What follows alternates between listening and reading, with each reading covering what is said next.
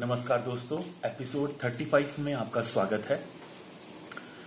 Shri रिझुमल retired TTI Kanpur एक बार Bombay mail में duty करते समय एयर कंडीशन डिब्बे में चेकिंग करते समय देखा कि स्वामी लीलाशाह महाराज मुलायम बिस्तर के ऊपर अपने साथ लाए टाट के टुकड़े पर आसन लगाकर बैठे थे। बेहद आश्चर्य हुआ।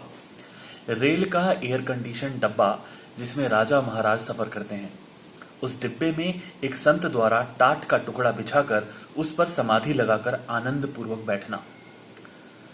ऐसा दृश्य देखकर मन प्रसन्न हो उठा। ऐसे सत्पुरुष के दर्शन करके हृदय आनंद से भर उठा। झुककर प्रणाम किया। इच्छा हुई कि ऐसे सत्पुरुष से कुछ ज्ञान वार्ता कर जीवन सफल किया जाए।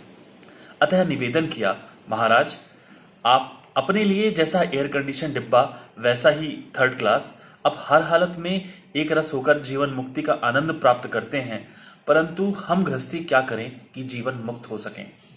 स्वामी जी ने फरमाया, अगर काम और क्रोध छोड़ दो तो तुम भी जीवन मुक्त हो सकते हो। मैंने निवेदन किया, प्रभु, यदि आपकी कृपा होगी तो छोड़ सकूंगा। उन्होंने कहा, भाई, कृपा ऐसे नहीं होती है।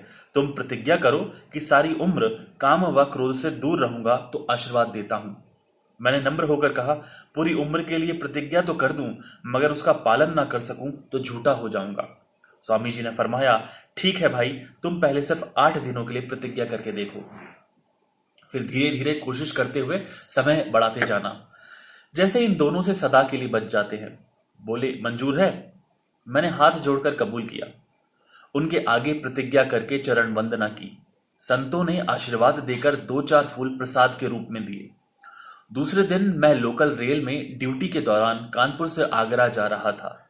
सुबह 9 बजे का समय था। तीसरे दर्जे के डिब्बे में चढ़कर पहले मुसाफिर से टिकट के बारे में पूछा, जो कि ऊपर की सीट पर सो रहा था। मेरे पूछने पर मुसाफिर नाराज होकर कहने लगा, क्या तुम अंधे हो? देख नहीं रहे हो कि मैं सो रहा हूं? नींद से उठाने का तुम्हें क्या अधिकार है? यह कोई तरीका है टिकट पूछने का? यही तुम्हारी तमीज है? अर्थात वह मेरे ऊपर चिल्लाता रहा, क्योंकि गुस्सा तो मुझे भी आ ही रहा था, परंतु स्वामी जी से की हुई प्रतिज्ञा याद थी। इसलिए गुस्से पर काबू पाते हुए मैंने कहा, महाराज, आप सच कह रहे हो, यह तमीज मुझ में नहीं है। टिकट पूछने का तरीका भी नहीं आता। ये मेरे सारे बाल धूप में सफेद हुए हैं।